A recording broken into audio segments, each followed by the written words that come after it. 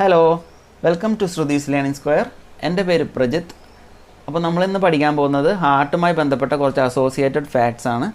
ഹാർട്ടിൻ്റെ പാർട്സുമായി ബന്ധപ്പെട്ട എല്ലാ ചോദ്യങ്ങളും ഫാക്ട്സും നമ്മൾ ഫസ്റ്റ് വീഡിയോയിൽ ഡിസ്കസ് ചെയ്തായിരുന്നു. അത് കാണാത്തവർ തീർച്ചയായും അത് കാണുക. ലിങ്ക് ഞാൻ ഡിസ്ക്രിപ്ഷൻ ബോക്സിൽ കൊടുക്കുക. ഇനി അതിൽ ബാക്കിയുള്ളത് ഹാർട്ടുമായി ബന്ധപ്പെട്ട കുറച്ച് അസോസിയേറ്റഡ് ഫാക്ട്സ് ആണ്.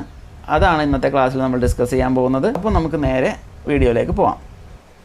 ഹൃദയത്തെയും ഹൃദ്രോഗങ്ങളെയും കുറിച്ച് പഠിക്കുന്ന വൈദ്യശാസ്ത്ര ശാഖ.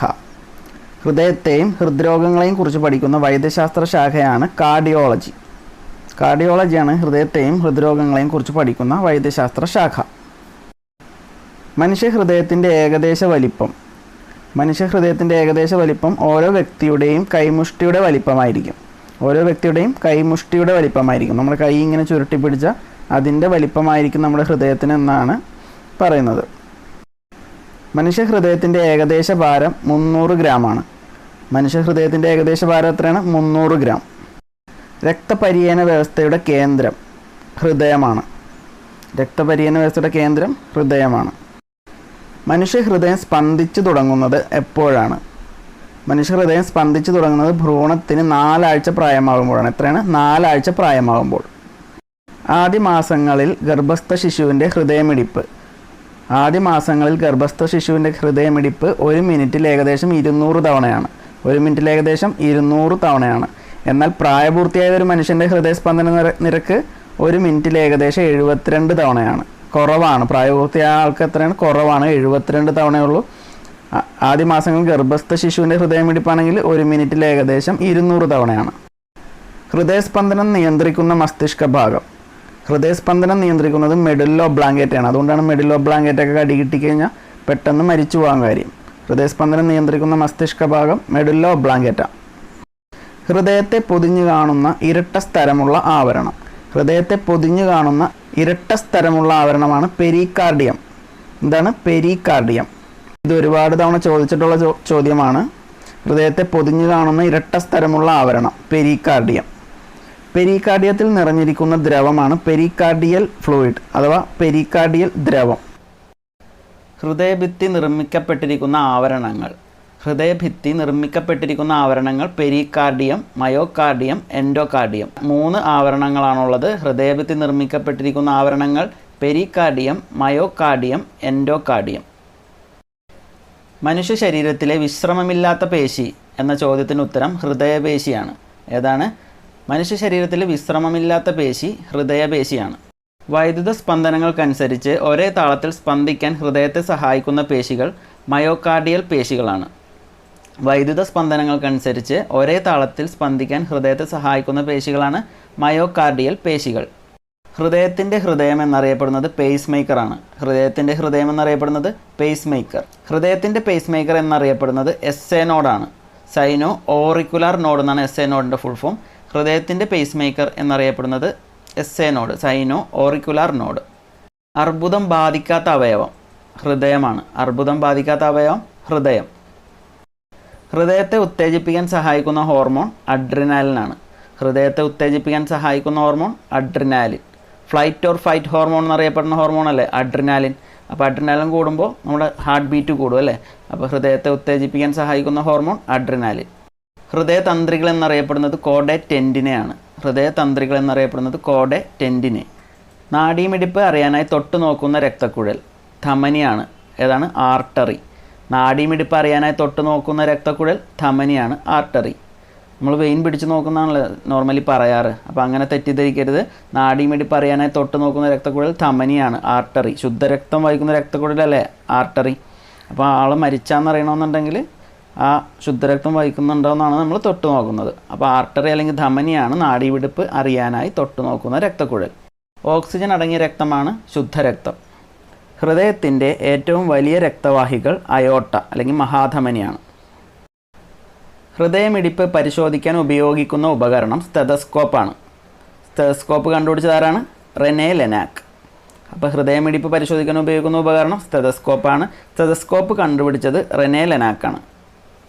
തുറന്ന ഹൃദയ ശസ്ത്രക്രിയയുടെ ഉപജ്ഞാതാവ്. അതായത് ഓപ്പൺ ഹാർട്ട് സർജറിയുടെ ഉപജ്ഞാതാവ് വാൾട്ടൺ ലില്ലിഹെയ്. ആരാണ്? വാൾട്ടൺ ലില്ലിഹെയ്. ആദ്യത്തെ കൃത്രിമ ഹൃദയം ഏതാണ് ആദ്യത്തെ കൃത്രിമ ഹൃദയം ഏതാണ്? ജാർവിക് 7 ആണ്. ജാർവിക് 7 രൂപകൽപ്പന ചെയ്ത വ്യക്തി ആരാണ്? Robert K Jarvik. ആരാണ്? Robert K Jarvik. ആദ്യത്തെ കൃത്രിമ ഹൃദയം സ്വീകരിച്ച വ്യക്തി ആരാണ്? ബാർണി ക്ലാർക്ക് ആണ്. ആദ്യത്തെ കൃത്രിമ ഹൃദയം സ്വീകരിച്ച വ്യക്തി ബാർണി ക്ലാർക്ക്. ഡോക്ടർ വില്യം ഡ്യൂറീസ് എന്ന ഡോക്ടറാണ് 1982 ഡിസംബർ 2 ബാർണി ക്ലാർക്ക് എന്ന 61-കാരനിൽ കൃത്രിമ ഹൃദയം വെച്ചുപിടിപ്പിച്ചത്. അപ്പോൾ ബാർണി ക്ലാർക്കിന് ആരാണ് കൃത്രിമ ഹൃദയം വെച്ചുപിടിപ്പിച്ചത്? Doctor William DeVries. 1982. അപ്പോൾ ആദ്യത്തെ കൃത്രിമ ഹൃദയം ജാർവിക് 7, രൂപകൽപ്പന ചെയ്ത വ്യക്തി റോബർട്ട് കെ ജാർവിക്, ഹൃദയം സ്വീകരിച്ച വ്യക്തി ബാർണി ക്ലാർക്ക്, വെച്ചുപിടിപ്പിച്ച ഡോക്ടർ വില്യം ഡ്യൂറീസ് 1982 ഡിസംബർ 2. ഇനി പൂർണ്ണമായും മാറ്റിവെക്കാൻ സാധിക്കുന്നതും രോഗിക്ക് 5 വർഷം വരെ ആയുസ് നീട്ടിക്കിട്ടാൻ സഹായിക്കുന്നതുമായ കൃത്രിമ ഹൃദയം വികസിപ്പിച്ചെടുത്ത ഫ്രഞ്ച് ബയോമെഡിക്കൽ കമ്പനിയാണ് കാർമെറ്റ്. ഏതാണ്? കാർമെറ്റ് ആണ്. പാരീസിലെ ജോർജസ് പാംപിയോ ഹോസ്പിറ്റലിൽ 2013 ഡിസംബറിലാണ് അലൈൻ കാർപ്പൻറ്റിയർ. ആരാണ്? അലൈൻ കാർപ്പൻറ്റിയർ എന്ന ഡോക്ടറുടെ നേതൃത്വത്തിലാണ് കാർമെറ്റ് ഹൃദയം മാറ്റിവെച്ചത്. ഏത് ഡോക്ടറാണ്? അലൈൻ കാർപ്പൻറ്റിയർ എന്ന ഡോക്ടറുടെ നേതൃത്വത്തിൽ എവിടെ വെച്ചാണ്? പാരീസിലെ ജോർജസ് പാംപിയോ എന്ന ഹോസ്പിറ്റലിൽ വെച്ചാണ് 2013 കാർമെറ്റ് എന്ന ഹൃദയം മാറ്റിവെച്ചത്. ലോമികകൾ കണ്ടുപിടിച്ചതാരാണ്? മാർസിലോ മാൽപിജി. ലോമികകൾ കണ്ടുപിടിച്ചതാരാണ്? മാർസെല്ലോ മാൽപിജി. എന്താണ് ലോമികകൾ എന്ന് പറയുന്നത്? കാപ്പിലറീസിനെയാണ് ലോമികൾ എന്ന് പറയുന്നത്. വളരെ നേർത്ത ധമനികളെയും സിരകളെയും പറയുന്ന പേരാണ് ലോമികകൾ. ലോമികൾ എന്ന് പറഞ്ഞാൽ എന്താണ്? കാപ്പിലറീസ്. ലോമികൾ കണ്ടുപിടിച്ചത് മാർസെല്ലോ മാൽപിജി. ഇറ്റലിക്കാരനായ ശാസ്ത്രജ്ഞനായ മാർസെല്ലോ മാൽപിജിയാണ് ലോമികകൾ കണ്ടുപിടിച്ചത്. ഇനി നമുക്ക് സിസ്റ്റോള് ഡയസ്റ്റോൾ എന്താണെന്ന് നോക്കാം. സിസ്റ്റോളും ഡയസ്റ്റോളും. ഹൃദയം സങ്കോചിക്കുമ്പോഴുണ്ടാകുന്ന മർദ്ദമാണ് സിസ്റ്റോളിക് പ്രഷർ. ഹൃദയം സങ്കോചിക്കുമ്പോഴുണ്ടാകുന്ന മർദ്ദമാണ് സിസ്റ്റോളിക് പ്രഷർ. സിസ്റ്റോളിക് പ്രഷർ എത്രയാണ്? 120 ആണ് അല്ലേ? സങ്കോചിക്കുമ്പോഴാണ് പ്രഷർ കൂടുന്നത്, 120 ആണ്. ഹൃദയം വിശ്രമിക്കുമ്പോഴുള്ള കുറഞ്ഞ മർദ്ദമാണ് ഡയസ്റ്റോളിക് പ്രഷർ. ഹൃദയം വിശ്രമിക്കുമ്പോഴുള്ള കുറഞ്ഞ മർദ്ദമാണ് ഡയസ്റ്റോളിക് പ്രഷർ 80 ആണ് ഡയസ്റ്റോളിക് പ്രഷർ. 80 mm/Hg അതാണ് അതിൻ്റെ യൂണിറ്റ്. ഇപ്പം മനുഷ്യൻ്റെ സാധാരണ രക്തസമ്മർദ്ദം എന്ന ചോദ്യത്തിന് ഉത്തരം 120/80 mm/Hg. ഇതാണ് മനുഷ്യൻ്റെ സാധാരണ രക്തസമ്മർദ്ദം. മനുഷ്യൻ്റെ സിസ്റ്റോളിക് പ്രഷർ എത്രയാണ്? 120 mm/Hg. മനുഷ്യൻ്റെ ഡയസ്റ്റോളിക് പ്രഷർ 80 mm/Hg.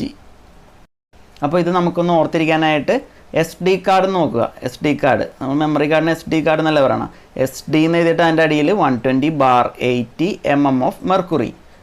S എന്ന് പറഞ്ഞാൽ 120 ആണ്. ഡിയുടെ അടിയിൽ 80.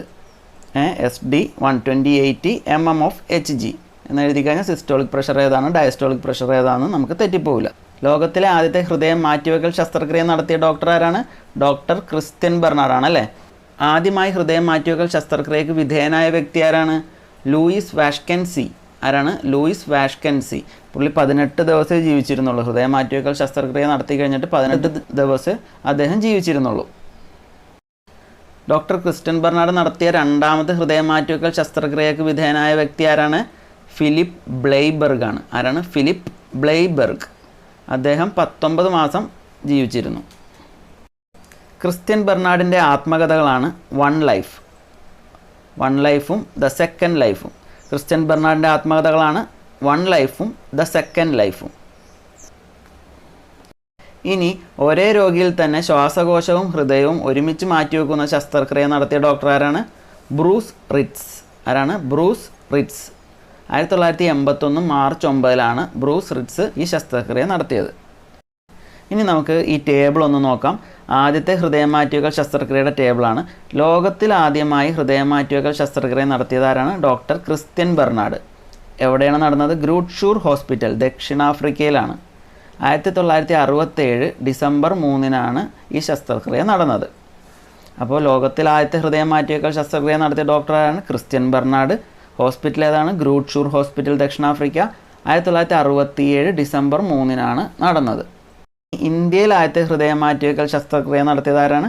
ഇന്ത്യയിൽ ആദ്യത്തെ ഹൃദയം മാറ്റിവെക്കൽ ശസ്ത്രക്രിയ നടത്തിയ ഡോക്ടറിൻ്റെ പേരാണ് doctor P Venugopal. All India Institute of Medical Science, New Delhi, AIIMS ന്യൂഡൽഹിയിൽ വെച്ചിട്ടാണ് ഈ ശസ്ത്രക്രിയ നടന്നത്. 1994 ഓഗസ്റ്റ് 3 ഈ ശസ്ത്രക്രിയ നടന്നത്. 1994 ഓഗസ്റ്റ് 3 ഈ ശസ്ത്രക്രിയ നടന്നത്. ഇനി കേരളത്തിലെ ആദ്യത്തെ ഹൃദയം മാറ്റിവെക്കൽ ശസ്ത്രക്രിയ നടത്തിയ ഡോക്ടർ ആരാണ്? ഡോക്ടർ ജോസ് ചാക്കോ പെരിയപുരം. ആരാണ്? ഡോക്ടർ ജോസ് ചാക്കോ പെരിയപുരം. കൊച്ചി മെഡിക്കൽ ട്രസ്റ്റിൽ വെച്ചിട്ടാണ് ഇത് നടന്നത്. 2003 മെയ് 13 ഓപ്പറേഷൻ. അപ്പോൾ ലോകത്തിലാദ്യത്തെ ഹൃദയം മാറ്റിവെക്കൽ ശസ്ത്രക്രിയ നടത്തിയ ഡോക്ടർ ക്രിസ്ത്യൻ ബെർണാഡ്, ഇന്ത്യയിലാദ്യത്തെയാണെങ്കിൽ ഡോക്ടർ പി വേണുഗോപാൽ, കേരളത്തിലാദ്യത്തെയാണെങ്കിൽ ഡോക്ടർ ജോസ് ചാക്കോ പെരിയപുരം. ഇനി ഇതിൻ്റെ ഡേറ്റുകളൊക്കെ ഒന്ന് നോക്കിയേ. ഡിസംബർ 3, ഓഗസ്റ്റ് 3, മെയ് 13 അല്ലേ?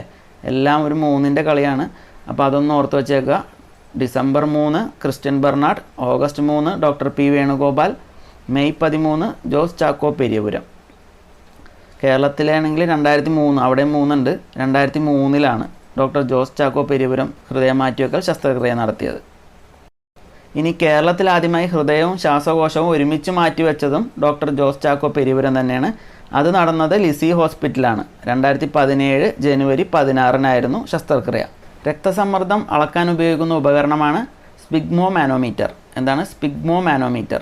രക്തസമ്മർദ്ദം അളക്കാൻ ഉപയോഗിക്കുന്ന ഉപകരണമാണ് സ്പിഗ്മോ മാനോമീറ്റർ. നമ്മൾ പ്രഷറൊക്കെ ചെക്ക് ചെയ്യാൻ പോകുമ്പോൾ കൈമ കെട്ടുന്ന ഒരു സാധനമില്ലേ, അത് തന്നെയാണ് സ്പിഗ്മോ മാനോമീറ്റർ. സ്പിഗ്മോ മാനോമീറ്റർ കണ്ടുപിടിച്ചത് ജൂലിയസ് ഹാരിസൺ ആണ്. ആരാണ്? Julius Harrison. സ്റ്റെതസ്കോപ്പ് കണ്ടുപിടിച്ചവരാണ്? Rene Laennec. സ്റ്റെതസ്കോപ്പ് കണ്ടുപിടിച്ചത് റെനെ ലെനാക്. സ്പിഗ്മോ മാനോമീറ്റർ കണ്ടുപിടിച്ചത് ജൂലിയസ് ഹാരിസൺ. രക്തസമ്മർദ്ദം സാധാരണ നിരക്കിൽ നിന്നും ഉയരുന്ന അവസ്ഥയാണ് ഹൈപ്പർ ടെൻഷൻ. സാധാരണ നിരക്കിൽ നിന്നും ഉയരുന്ന അവസ്ഥയാണ് ഹൈപ്പർ ടെൻഷൻ. രക്തസമ്മർദ്ദം കുറയുന്ന അവസ്ഥ എന്താണ്? Hypo tension. രക്തസമ്മർദ്ദം കുറയുന്ന അവസ്ഥയാണ് ഹൈപ്പോ ടെൻഷൻ. രക്തധമനികളുടെ ഇലാസ്തികത നഷ്ടപ്പെടുമ്പോൾ ഉണ്ടാകുന്ന രോഗമാണ് ഹൈപ്പർ ടെൻഷൻ.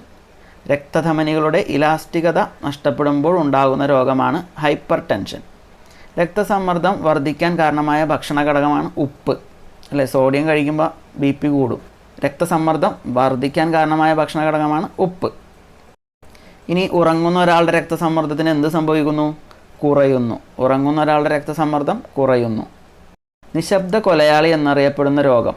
നിശബ്ദ കൊലയാളി എന്നറിയപ്പെടുന്ന രോഗമാണ് അമിത രക്തസമ്മർദ്ദം, അതായത് ഹൈപ്പർ ടെൻഷനാണ്. ഹൈപ്പോ അല്ല, ഹൈപ്പർ ടെൻഷൻ. രക്തസമ്മർദ്ദം കൂടുന്നതാണ് നിശബ്ദ കൊലയാളി എന്നറിയപ്പെടുന്നത്. കാരണം എന്താ? ബ്രെയിനിലെ ചെറിയ ഞരമ്പുകളൊക്കെ പൊട്ടിപ്പോകാൻ ചാൻസ് ഉണ്ട്. ബ്രെയിൻ ഹെമറേജ് സംഭവിക്കാൻ ചാൻസ് ഉണ്ട്. ആദ്യത്തെ ഹാർട്ട് ലങ് മെഷീൻ വികസിപ്പിച്ചെടുത്തത് ആരാണ്? ജോൺ എച്ച് ഗിബ്ബൺ ആണ്. ആരാണ്? John H Gibbon. ആദ്യത്തെ ഹാർട്ട് ലങ് മെഷീൻ വികസിപ്പിച്ചെടുത്തത് ജോൺ എച്ച് ഗിബ്ബൺ. ഇനി ഓരോ ജീവികളിലുള്ള ഹൃദയത്തിൻ്റെ അറകളുടെ എണ്ണം ഒന്ന് നോക്കാം. മത്സ്യത്തിന് ഹൃദയത്തിന് 2 അറകളേ ഉള്ളൂ. ഹൃദയത്തിന് 2 അറകളേ ഉള്ളൂ. ഇനി അത് ഉഭയജീവി ആംഫീബിയൻസ് ആകുമ്പോൾ 3 എണ്ണം. മത്സ്യം വെള്ളത്തിൽ മാത്രം ജീവിക്കണേ, അതിന് 2 അറകളുള്ളൂ. മത്സ്യത്തിൽ നിന്ന് ആംഫീബിയൻസ് ആകുമ്പോൾ വെള്ളത്തിലും കരയിലും ജീവിക്കാൻ കഴിയുമ്പോൾ ഹൃദയത്തിൻ്റെ അറകൾ 3 എണ്ണമായി. ഹൃദയത്തിന് 4 അറകളുള്ള ഉരകം ഏതാണ്? ഹൃദയത്തിന് 4 അറകളുള്ള ഉരകം ഏതാണെന്ന് ചോദിച്ചാൽ മുതലയാണ്. ഓക്കെ, മുതലൊരു ആംഫീബിയനാണ്, പക്ഷേ മുതലക്ക് 4 അറകളുണ്ട് ഹൃദയത്തിന്. ഇനി അവിടെ നിന്ന് മാമൽസ്, അതായത് സസ്തനികളായപ്പോൾ ഹൃദയത്തിന് എത്ര അറകളുണ്ട്? 4 അറകൾ. സസ്തനികൾക്ക് ഹൃദയത്തിന് 4 അറകൾ. പിന്നെ മനുഷ്യന് ഹൃദയത്തിന് 4 അറകൾ, പക്ഷികൾക്കും ഹൃദയത്തിന് 4 അറകൾ. ധമനികളുടെ ഭിത്തിയിൽ കൊളസ്ട്രോൾ വന്നടിയുന്നതിൻ്റെ ഫലമായി രക്തപ്രവാഹത്തിൻ്റെ വേഗത കുറയുന്ന അവസ്ഥയാണ് അതിരോസ്ക്ലിറോസിസ്. എന്താണ്? ധമനികളുടെ ഭിത്തിയിൽ കൊളസ്ട്രോൾ വന്നടിയുന്നതിൻ്റെ ഫലമായി രക്തപ്രവാഹത്തിൻ്റെ വേഗത കുറയുന്ന അവസ്ഥയാണ് അതിരോസ്ക്ലിറോസിസ്. രക്തക്കുഴലുകളിൽ രക്തം കട്ടപിടിക്കുന്ന അവസ്ഥയാണ് ത്രോംബോസിസ്. എന്താണ്? രക്തക്കുഴലുകളിൽ രക്തം കട്ടപിടിക്കുന്ന അവസ്ഥയാണ് ത്രോംബോസിസ്. എന്നാൽ രക്തക്കുഴലുകൾ പൊട്ടുന്ന അവസ്ഥയാണ് ഹെമറേജ്. സെറിബ്രൽ ത്രോംബോസിസ് ഉണ്ട്, സെറിബ്രൽ ഹെമറേജ് ഉണ്ട്. ബ്രെയിനിലെ രക്തക്കുഴലുകളിൽ രക്തം കട്ടപിടിക്കുന്നതാണ് സെറിബ്രൽ ത്രോംബോസിസ്. ബ്രെയിനിലെ രക്തക്കുഴലുകൾ പൊട്ടുന്ന അവസ്ഥയാണ് സെറിബ്രൽ ഹെമറേജ്. ഹൃദയാഘാതത്തിൻ്റെ പ്രധാന കാരണം, ഹാർട്ട് അറ്റാക്കിൻ്റെ പ്രധാന കാരണമാണ് ഹൃദയധമനികളിലെ തടസ്സം. ഹൃദയധമനികളിലെ തടസ്സമാണ് ഹൃദയാഘാതത്തിൻ്റെ പ്രധാന കാരണം. ഹൃദയധമനികളിലെ തടസ്സം മനസ്സിലാക്കാൻ ഉപയോഗിക്കുന്ന പരിശോധനാ രീതിയാണ് ആൻജിയോഗ്രാഫി. തടസ്സം മനസ്സിലാക്കാൻ ഉപയോഗിക്കുന്ന പരിശോധനാ രീതിയാണ് ആൻജിയോഗ്രാഫി. തടസ്സം മാറ്റാൻ ഉപയോഗിക്കുന്ന ചികിത്സാ രീതിയാണ് ആൻജിയോപ്ലാസ്റ്റി. ഹൃദയധമനികളിലെ തടസ്സം മനസ്സിലാക്കാൻ ഉപയോഗിക്കുന്ന പരിശോധനാ രീതിയാണ് ആൻജിയോഗ്രാഫി. തടസ്സം മാറ്റാൻ ഉപയോഗിക്കുന്ന ചികിത്സാ രീതിയാണ് ആൻജിയോപ്ലാസ്റ്റി. തടസ്സമുള്ള ഹൃദയധമനികൾ മാറ്റിവെക്കുന്ന ശസ്ത്രക്രിയയാണ് ബൈപ്പാസ് ശസ്ത്രക്രിയ.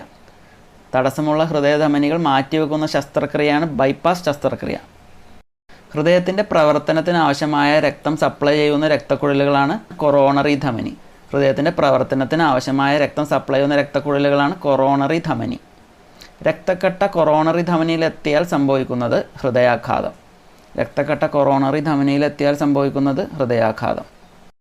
ഹൃദയ സംബന്ധമായ തകരാറുകൾ മനസ്സിലാക്കാൻ സാധാരണയായി ഉപയോഗിക്കുന്നതാണ് ECG, ഇലക്ട്രോ കാർഡിയോഗ്രാഫ്.